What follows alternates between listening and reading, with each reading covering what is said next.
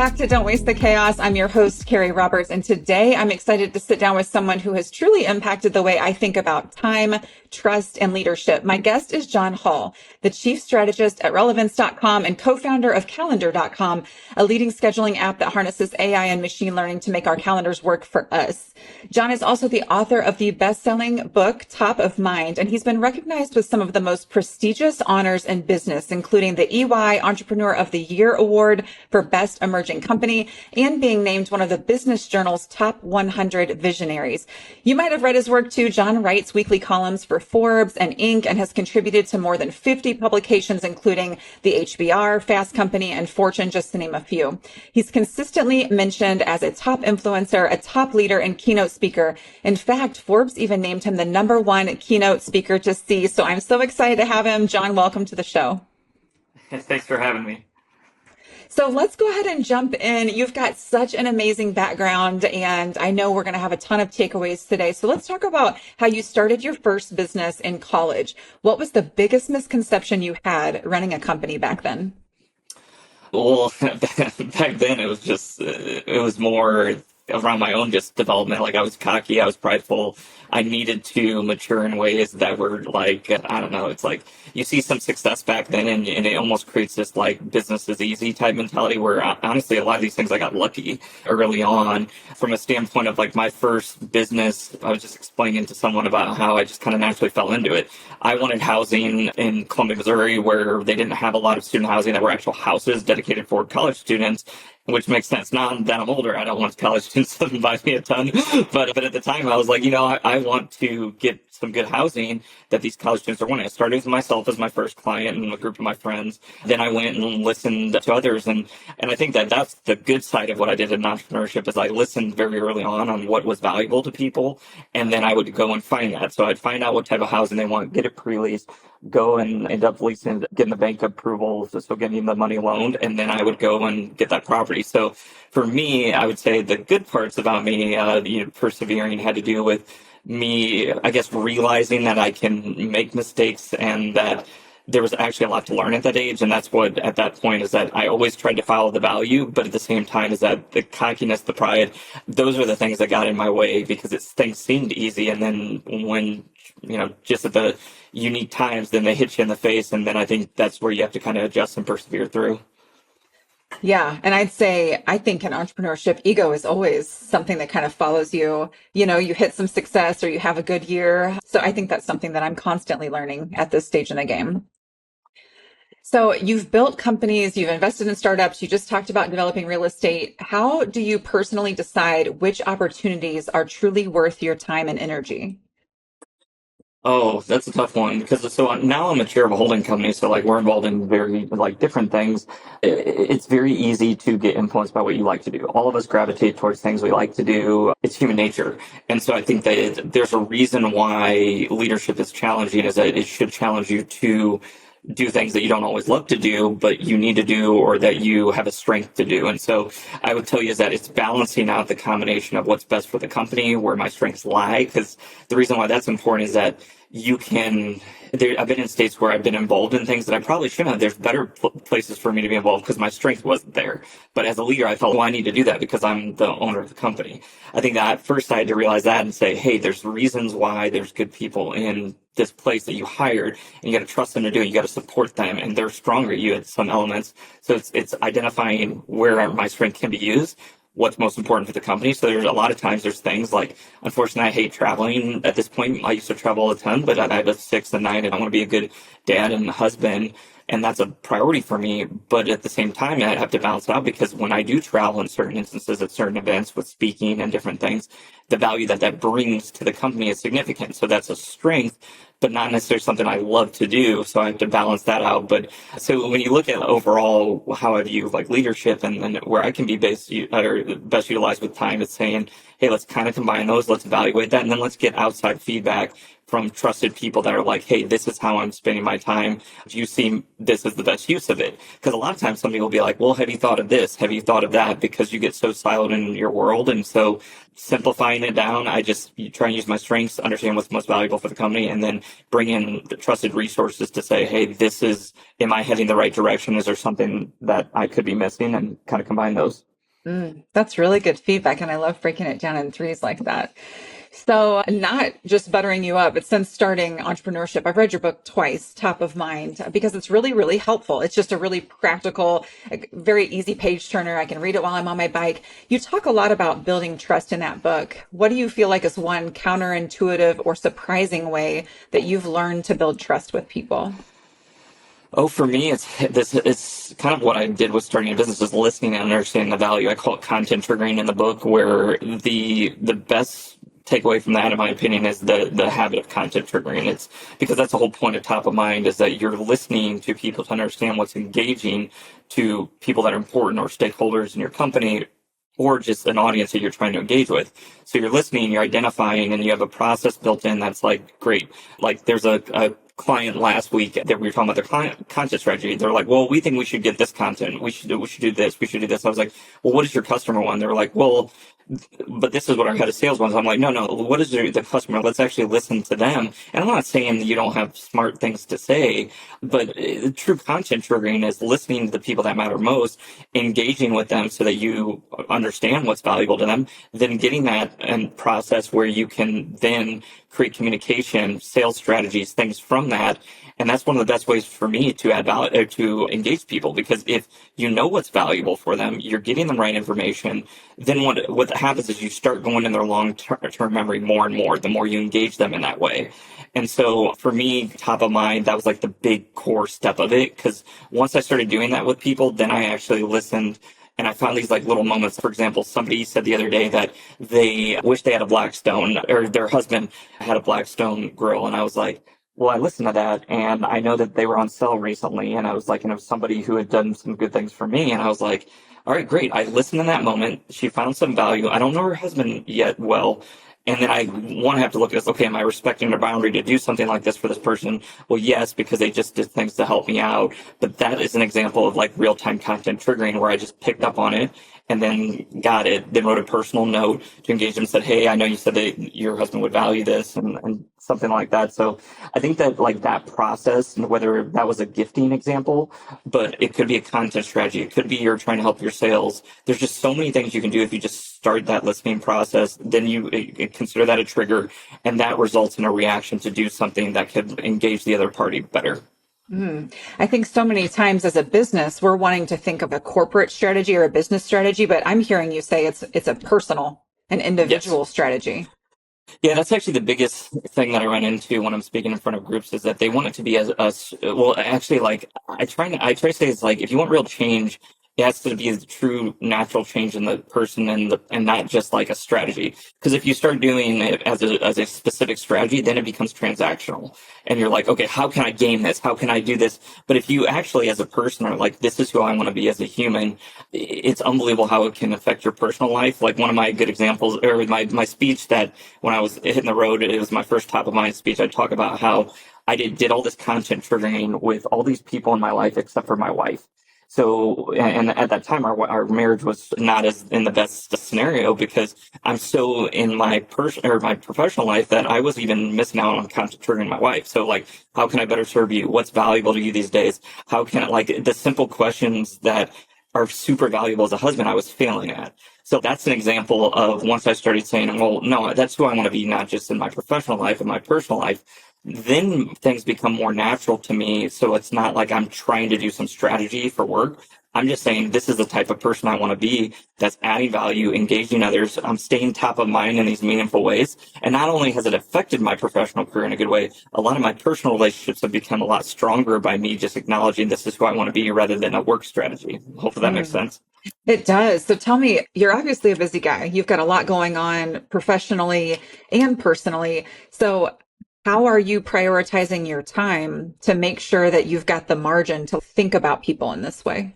Well, I think that the first thing is like, our operations, like we have different people that we can actually delegate to. I think delegation is a very important part of, and trusting those people to do that. Now, I haven't always been good at that, because I had a sense of value in being involved in things, where if I'm on like actually getting involved in there, I had this like sense of identity, because I was an entrepreneur that could always like get stuff done and feel good about that.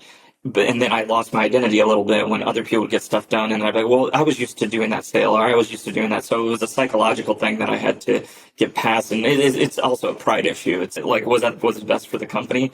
No, it was me feel good because I knew I could do it well, and I wanted credit for that. I know it sounds bad, like I'm a butthead, but I'm just being honest. It's like how my mind had to evolve.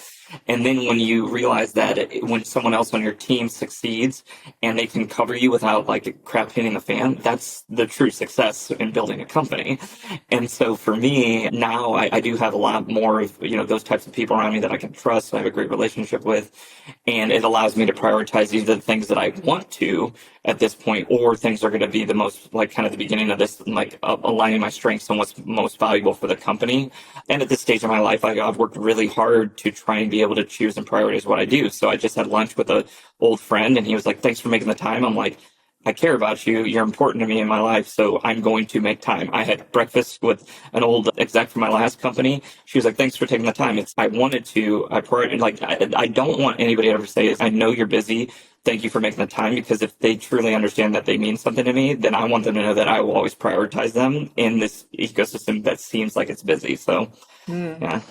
Yeah, that's so true. And I think some listeners might be thinking like, oh, it must be nice. You get to this level in an organization that now you can do that. But that is for everyone, right? This is for everybody at every stage. Yeah, I would say, and I get that. Like, I remember thinking the same way when I'd see some speaker and I'm like, well, that's great for you. I can't do that yet. I'm still hustling in the grind. And I think that honestly, I wish I would have known more of this stuff. And I know that when you're in the hustle and you're in the grind, you're building things, you feel like you don't have time for certain things.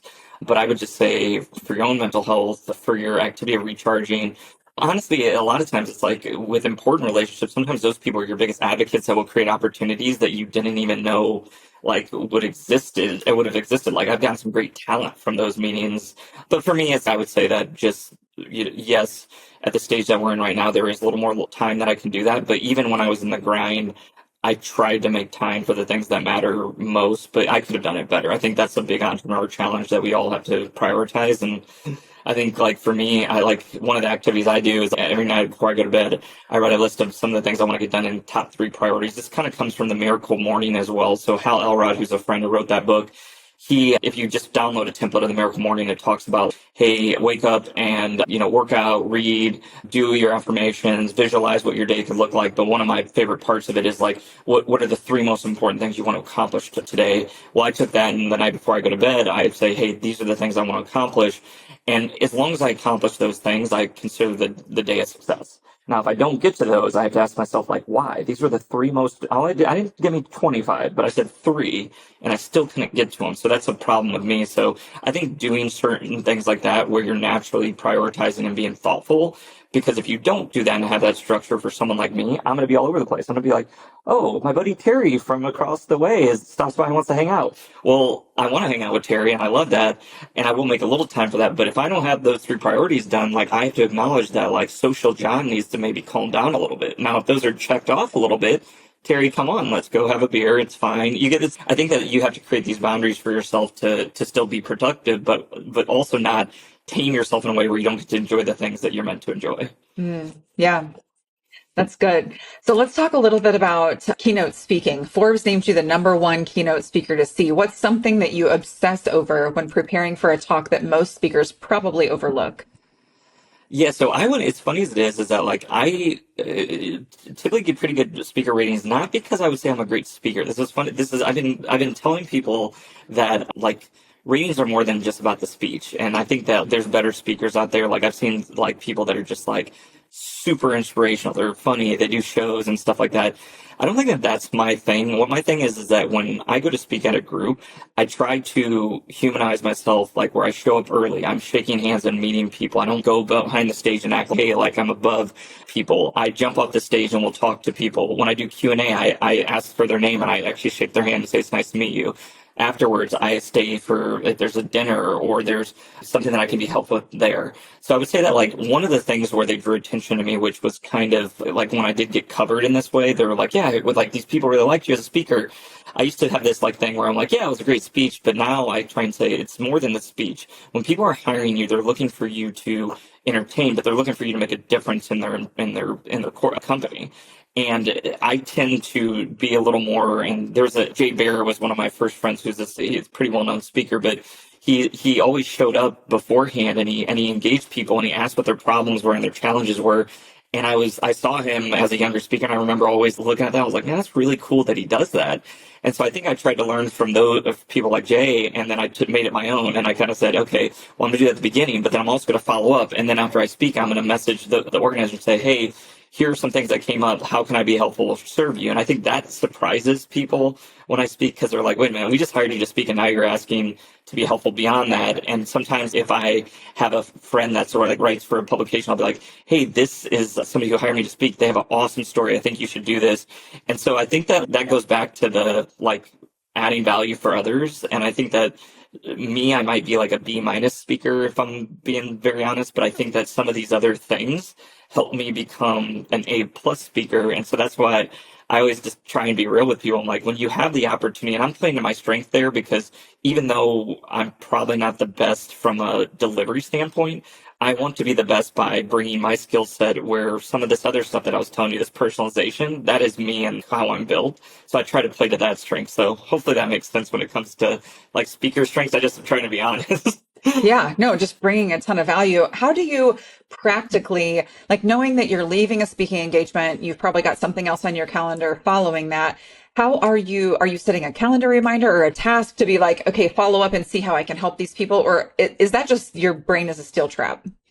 Well, at first, I had spreadsheets that would do this, and it's an exercise of writing it down when you listen. What's valuable to these people? What is the content trigger that I learned there? How can I do something like a wow factor right now? I just met with someone this morning where she's going to be starting a job, and I know her boss, and like I was listening to her, and she was like, "Yeah, I'm nervous. This is a new thing that I'm doing." Well, I was thinking, I was like, "Oh, you know what? I'd love to do since I know her boss. I can have someone waiting at her desk, like when she starts, like, and have a personal note, and then being like, hey, like I know you're awesome. This. So it's like."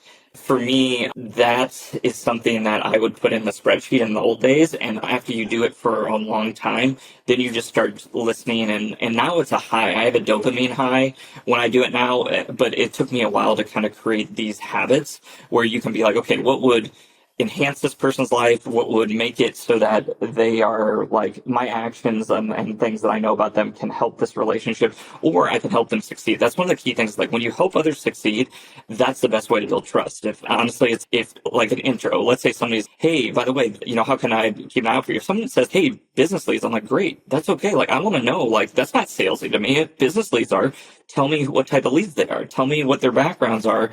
And then a lot of those people, when I like give them an intro and it gives them that first big client, those are the people that don't like, some of those people now run big companies. And like I joke around about like Equipment Share, which is a massive multi-billion-dollar company. They started from our office. Zapier, multi-billion-dollar company, started from our startup weekend that we held. And like I remember talking to those people where like they needed help just like anybody. And when I run into, let's say, like Wade Foster, who founded that, when I run into Wade, it's like we joke around just like we're that old, like that younger kind of entrepreneur. And I know that if I needed him, and he has, I know he's crazy with success at Zapier, but he still will be like, hey, Hall, like let's spend time or let's grab a coffee. And so I think that, you help people out at certain times and you build this trust, and some of it just lasts. So that's why I say it's like the more meaningful and the more authentic you can be with it, the more, no matter where your paths take you, you can do some pretty amazing stuff. And then it sticks with it and you keep doing it together and looking out for others. And it's compounding as well. The more you do it with others, they'll advocate for you, and then more good relationships will happen from there.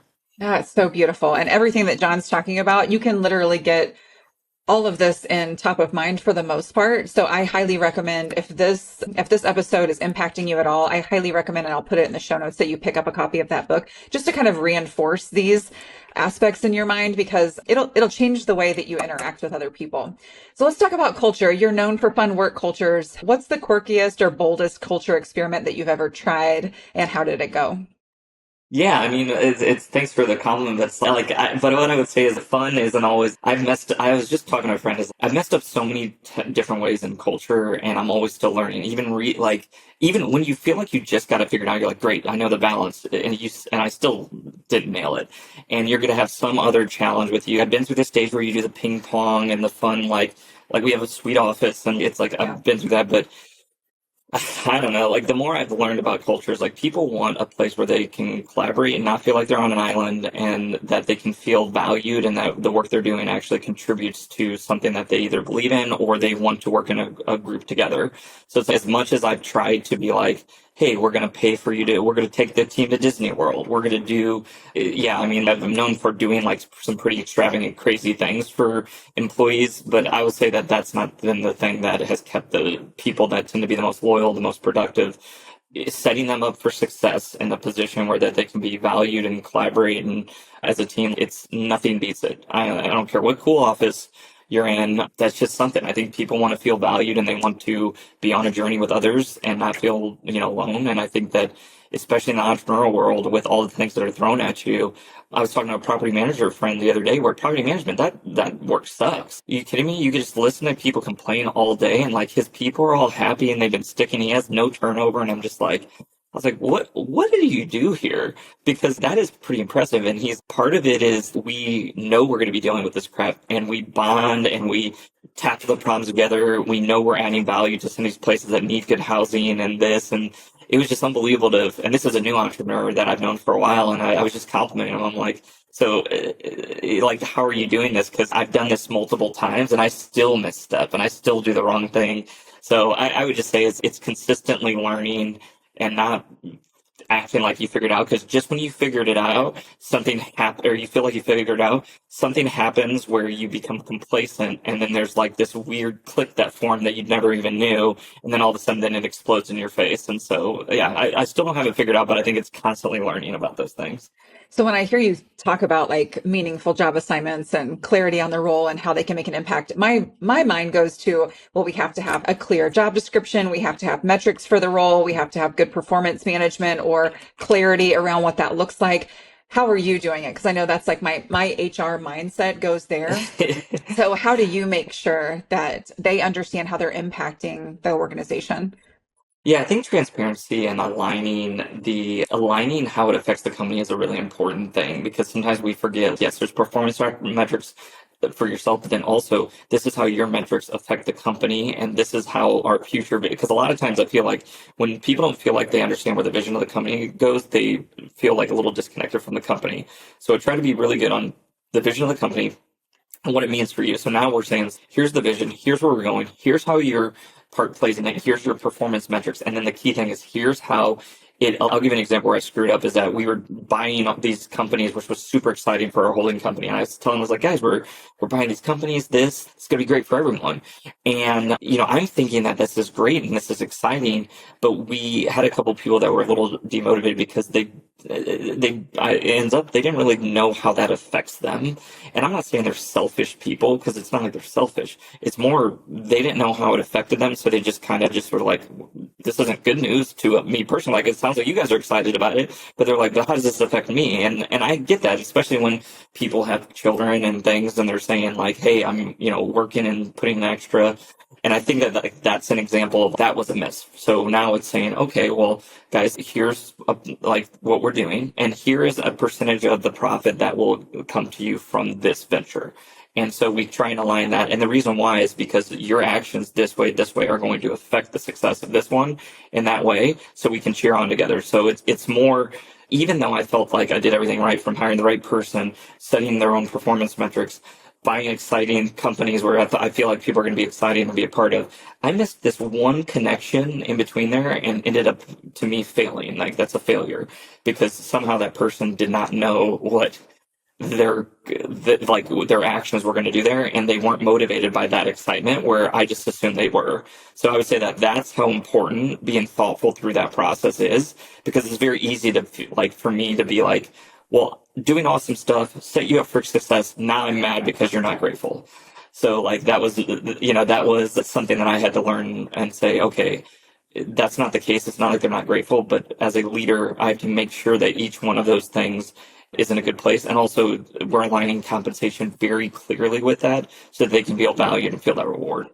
I love that. And I do hear a lot of small business owners, or just business owners and leaders in general, that are like, they're not excited, or I don't know how to motivate these people or whatever. And most generally, my first questions are like, do they really understand like what it is that they're supposed to be doing and why? And most generally, it is a shortcoming of the leadership team for lack of communication. Yeah, I was just at lunch with a guy. Do you know Todd Whitaker? He's here in town. He wrote some really good books. Very well known in school administration. Probably one of the most. He's the Michael Jordan of teaching teachers, and he was there. He was telling me about just like how as leaders it's like we want to blame the next like generation, or we want to, oh, that's like, he hates when people are like, kids these days did this and this. Yeah. It's a safety mechanism that Todd was just talking about. And he goes, it's very easy to be like, it's their fault. It's, I'm trying to be a best leader because I care. And especially like the ones who you're trying hard as a leader, you're trying to do it and you just feel unappreciative. You feel like you can't do anything wrong. It's the to me, and what he's seen in teaching too, like the best teachers. And I love learning from different industries because like teachers are wired very different than entrepreneur, but he's sitting there being like, the best teachers are the ones that like get past that and say it's not like who these kids are in the ecosystem and the media, the politics. Like, yeah, we've always dealt with this our whole lives, where we can say in the 70s and the 80s and the 90s, there's all these different things thrown at you, because the people that succeed and the best teachers are the ones that acknowledge and say, we're just going to we're going to rise to the occasion, and we're going to take this outside factors and we're going to, it's like playing with these outside factors to persevere through them.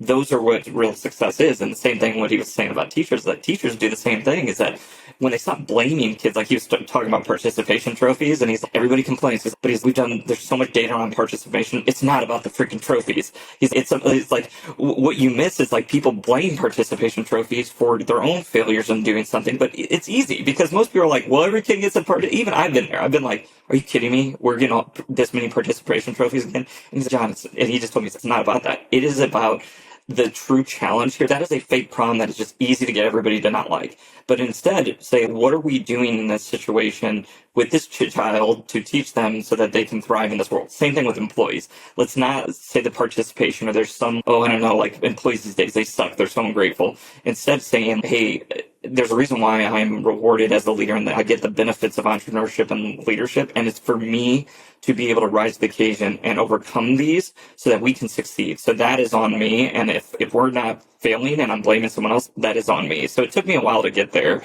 But you have to learn from other friends. Like Todd's a great example where he said that. I'm like, yeah, I've been guilty of that in the past. Yes. Yeah, it's so true. I hope that folks can hear that. Let's talk about failure a little bit. Have you ever given a talk or launched something that you thought you were going to crush, but it totally flopped? What happened and what did you learn in that moment? Like today, I'm just playing. Yeah, they happen frequently. I mean, it really just depends on the situation, because I think failure comes in and lessons are different. I think that the most common thing is a lack of focus, where when you're an entrepreneur and you have some success, you jump from here to there to here, there, and it's like fun playing the game, but something that doesn't get the attention. And like simply put, like some of the best like companies were not an original idea. They weren't like extremely, it was legitimately good people that were focused on the priority, executed extremely well. And so, I mean, focus has got to be where we get excited, we're feeling good, we get spread ourselves thin, and then something doesn't get the attention. Then when crap hits the fan in that area, you're then like, why did this happen? This, and then it goes to like blaming who was supposed to be looking after that. But it goes back to, once again, it's on me for allowing, yes, that would have been a good deal that we invested in that company, or we did something that seemed exciting. And like but we shouldn't have spent that money there. Because what it did was it took my priority, where my priorities became more spread out. Then we didn't set people up for success for that. So I think that, to me, it's the formula of like success. And are you setting this up for success? If you're not, then don't buy it. Don't invest in it. Don't spend time on it. Because I don't care how cool it is or it sounds good that you're doing, or what type of returns you think you're going to get. If you don't have the right focus, execution, and people involved, you will fail 90% of the time or more. That's so true. Anytime that I start feeling like I'm wobbly with a client, the first thing that I do is block out time on my calendar and focus on that client, because that almost always heals it. I sit down, I think about the client, I reach out to them, I schedule a phone call, I work on a project that I know that they need. And then all of a sudden they're my top performing client. And it was me. It was my focus and my prioritization. So I completely resonate with that.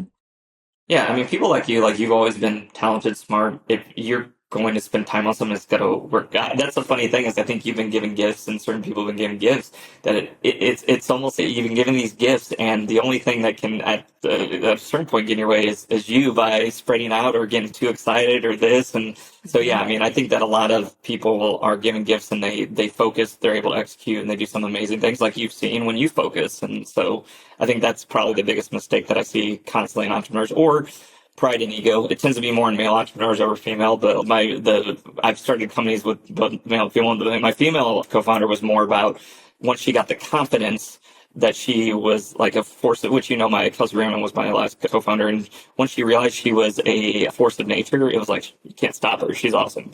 She's gonna, and so I think that we're all wired in these different ways and just identifying what is our true barrier here and having people around you, whether it be coaches, friends, that are going to basically support you to help you rise to that occasion. I think that that's just key. And I've been blessed that I've had people that have either been my co-founders or friends that have pushed me to the point where I can be self-aware of this stuff.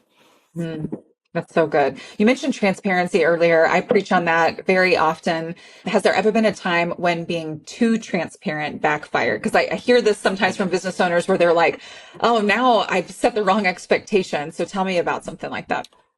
Yeah, and you're right. That's something I balance with because I want to be. It's because I worked on things personally, whether it be like my faith or who I am as a person, where like I want to be honest and I want to be genuine, and sometimes you can mean well and screw something up. And so that's where I do constantly run into situations where I'm too transparent and I'm trying to help a situation and I hurt it. It can be with like comp. You're like, oh, well, this person makes this and this, and then someone's, well, I didn't know that. And you're just like, well, I'm just trying to be honest with you. And it's so, and this is why, but then you're like, oh, I don't know what I was thinking there.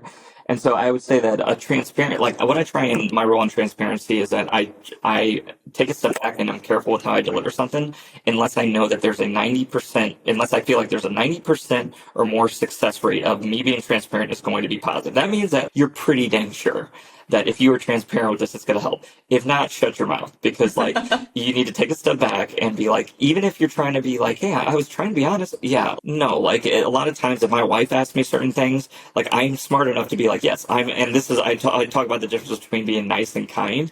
Well, kind is, if my wife says, hey, do you like these jeans? I'm going to be like, hey, I'll probably deliver it in a way where it's like, well, I like these other pair better or whatever, or I'm not going to be like, yeah, it looks great. That's nice. I want to be kind and help her acknowledge that. But also, if I was extremely transparent and be like, well, I don't like this and this and this and this about it, and just, no, it doesn't make sense to be fully transparent about this. And just to be clear, like my wife doesn't ask me about her clothes all the time or anything like that, but it's more just like I have zero sense of style. So it's something that I can't do that. But you get the point, I think, is that the more you think about how you're communicating a way for doing good, and like I would say, what is the outcome I want? And is being transparent going to help this positive outcome, not manipulative like outcomes? So like I used to be like, I want this outcome and I want to manipulate things so that it can result in what I want. And that's just somebody I've decided I'm trying not to be as an entrepreneur because there's a lot of manipulation that goes on in entrepreneurship. And when you confuse like trying to be transparent with manipulation, you can really hurt trust. So what I'm trying to move towards is saying, hey, I want an outcome, but I want that to be mutually beneficial. So once you identify, mutually beneficial outcome, how can I communicate in a way to share the things that will help this situation get in a good place? And so if I can do that, then yes, transparency makes sense. Now, I'm not saying you hold back stuff and you tell half truths, but I definitely think that you can deliver ways. And for example, there was one where I knew if I could share that, they would be very hurt by what this person thought of them. So, and it would be hard to recover that relationship. So what I had to do was say, okay, this is where this thing happened, where this person's upset. And I can't communicate that exactly. That was told me in confidence. But what I can do, and I'll just be honest, like this is where, like in that situation, I decided to basically use one of my past situations that was similar to the thing that they just did. And I said, here's how I learned from this. I wanted you to know where I didn't give them the feedback that was from that person about them. What I did is I shared an experience that I had where I learned how to handle that situation better. And it was really applicable to the thing that that person really didn't like about them. So you get what I mean? Is like that to me is a form of transparency where you're still trying to share with them the information they need to be better, but you have to come from a genuine place. If you start being that manipulative person, the smart people, the people that really get to know you, they start being turned off by that. And I had to be careful that in my late 20s, early 30s, and the more you can be real and genuine, the better. That's so good. And that is such a complex, I just tossed that question out there and that's such a complex conversation though. And something that I feel like we are all wrestling with. We maybe don't even know we're wrestling with it, but in all of our interactions professionally, like when to give that final 10%, when not, when to go full transparency, what is manipulative, like all of those things. That's a big constant learning curve, I think, for all of us. Yeah, well, the battle is like for me is who you want to be as a person, because I think that early on in my career I separated out who I was as a person and who I was as a professional, and I could justify actions as a professional because that's in professional world, but that's not going to affect. If I do something like that, I'm still a good person. When I think that the more I've said, hey, instead of trying to turn a switch on and off, I want to be, and actually one of our, Brent B. Shore, it's like I was in business with him for 7 years. He said to me, we had a book club thing where he was giving me feedback. He goes, and he's smart. The dude, he is so freaking smart that he can tell almost like when I'm doing something and we did business together for a while, so he can tell my agenda or whatever. And he gave me the feedback. He goes, honestly, dude, when that in the past, when we dealt with each other, when the genuine part of you is there and you're going at it, he's like, that's where I see the biggest results, and that's where I see you shine by far the most. He goes, so it's like, you just got to keep leaning into that. And I think he was trying to compliment. He's like, you've been leaning that over time. But when we did business before, he was one of the people smart enough who knew me where he'd be like, I don't know what he was trying to do there. And so I think that that's where, and we've been, Bishore and I have done business in different ways where at times we probably didn't like each other a whole lot. And other times we really did. But we always had a respect level. And what I value about our friendship now is that he'll give me feedback like that, where he's, hey, like, these are the things that I've seen, and this is what I've seen that, you really thrive. And honestly, that was very kind feedback, because like, those are the things I need to hear from people so that I can be like, you're right, it is okay. Because even as success you get as an entrepreneur, it doesn't mean that insecurities go away. So I still have these insecurities that pop up, and that's typically where the weaknesses come, and I start making bad decisions, or I can rub people the wrong way. And so that sort of feedback helps you become more secure and doing the right thing and coming from a good place. And that's kind of what's guided me a little more. That's invaluable. So let's talk a little bit about burnout. This is a hot topic. It has been for a long time. People like to hear different entrepreneurs' takes on this. So you wear a lot of hats, whether it's leader, speaker, writer, investor, family guy. What's your real secret, or one secret to avoiding burnout and staying sane while balancing it all? I think that if you can surround yourself with people that you enjoy working with and being around, I think is just the key thing. It's kind of like that property management example I gave you. It's like they all love being around each other, even though they have crap thrown at them all day. I think that it's surprising that he's not burnt out of that company, because it's like everybody's complaining all the time from the tenant level. So I think that that's the number one thing, is surrounding yourself with people. If you don't have a big team, I think his company's like 10 or 15 people, but if you don't have a team, I think that surrounding yourself with people that you can relate with and connect. I think that's why I'm a fan of forums and groups and going on the kind of, the things that I think you are part of. It's like you get a good group together and you guys can bond over like the challenges you're going through together. I think that that's the best thing, because once you feel like you're not on an island and you have good people around you, you can have you can have stuff thrown at you. I think that's key. And I've had that for a while now, where, I'm surrounded by very good people that even in the worst of times, you can like bond in those moments. And now we laugh at that stuff where you're like, oh my gosh, you remember when like our whole site went down and we didn't know what the heck we were doing? And you're like, yeah, and you're laughing at it. But at the time, it's all right, what do we do? All right, you're doing this, great. And it's like a true team thing. So I think there's that. And then I think that, honestly, I'm a big fan. Like, I was just reading Dose, and it's a book on like brain chemicals and business. And I think that like your own mental health is like probably the big key thing that between people, and that, not to be cheesy, but the more you are content and fulfilled and in a good spot there, like with health and everything, the more all this other stuff is not going to burn you out. But when you have, a lack of support structure or you're not content yourself, burnout is going to happen no matter almost what you do because you don't feel fulfilled. You don't have a support structure to help you get, where you need to be. And so I think that those kind of two things together, once you get there, it's almost impossible to be burnt out and that's where, for me, I've clearly seen that. With my last burnout situation was last year where I was like losing my mind, and we've done like successfully, like from a finance as a company, we're doing better than we ever have, but I was burnt out. But my health was really struggling. Like I had some bad throat issues. I'd have two surgeries, 4 procedures. And so that just shows you how powerful that health element was, because even though all this other stuff was going that was good or, exciting, and we bought this company, we did this, my health was not there. So I somehow got in this burnt out mode where I was depressed. I didn't like coming to work and did that. So that's where it's like, you got to find out like, what is just my health had such an effect on how burnout affected me. So it's like, you just got to identify those things. And then when they do happen, if you can focus on your own, get yourself in a content spot and then still can't do it alone, making sure that support structure is intact, that's what protects you from both of those things, at least in my experience. Yeah. My business coach is Dan Martell. Have you heard of him?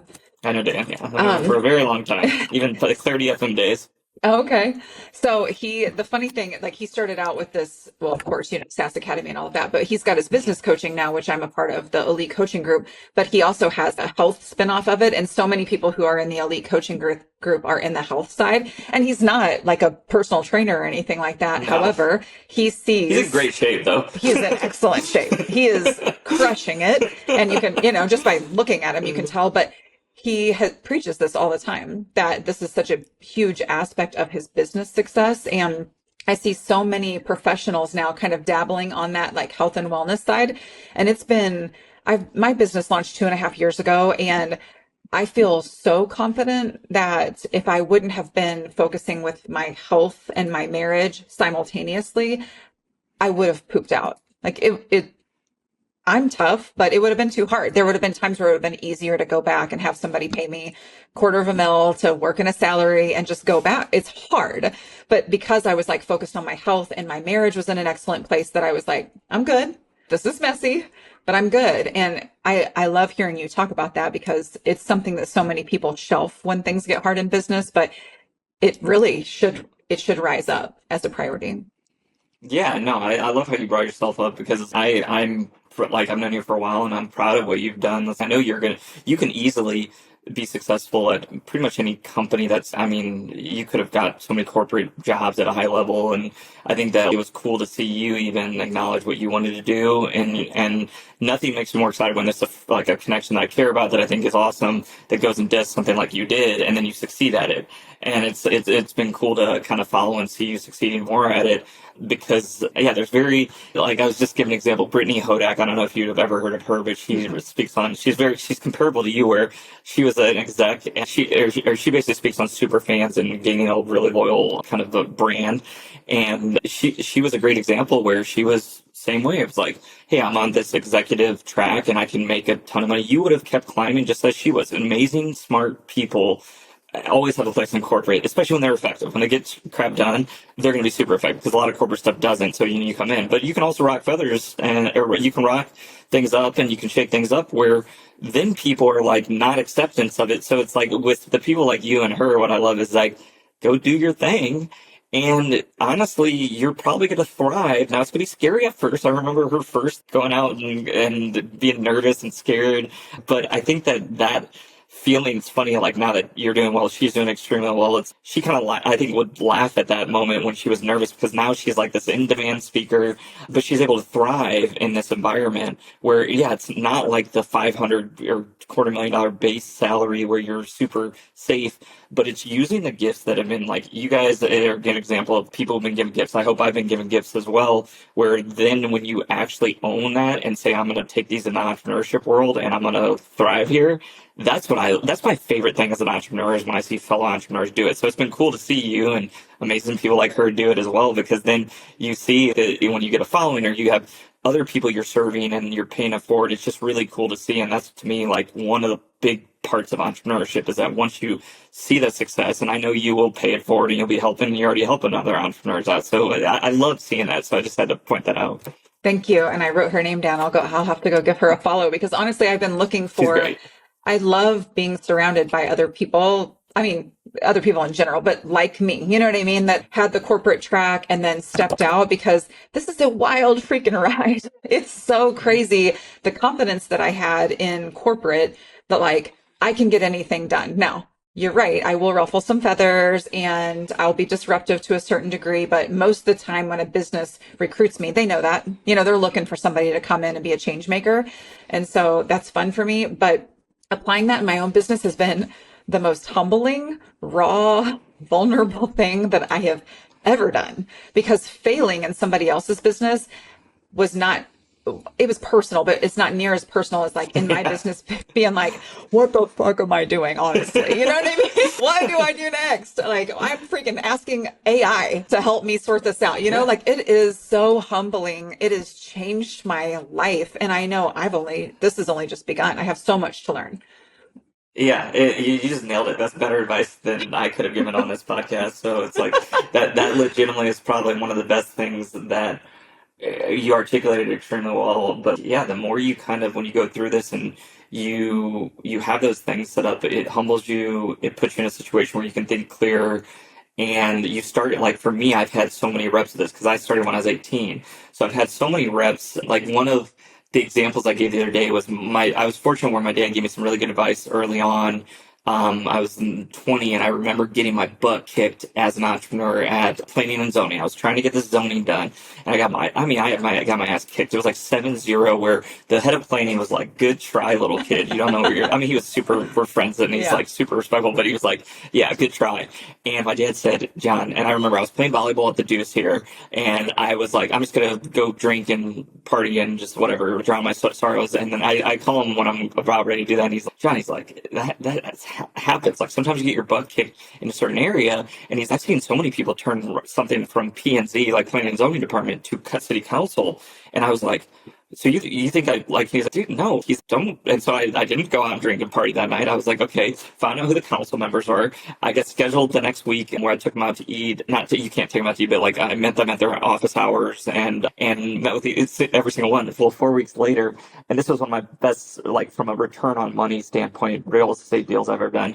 I went and got a 7-0 win at city council over. It was one of the only times there's been that big of a flip flop at the time. I think there's been changes since then, but I remember, because the planning director he's a really good, he was like stunned, and he was just like, are you kidding me? How did you win that? And I was like, oh, I mean, I did. And he didn't see that one come in, and he like, it's good work. And I was just like, that was something that happened to me at a young age, where it was like, perseverance and seeing that, and luckily my dad gave me some really good advice at that time, where once you see that, and it was such a good business deal for me, ended up working. I still own that property, actually.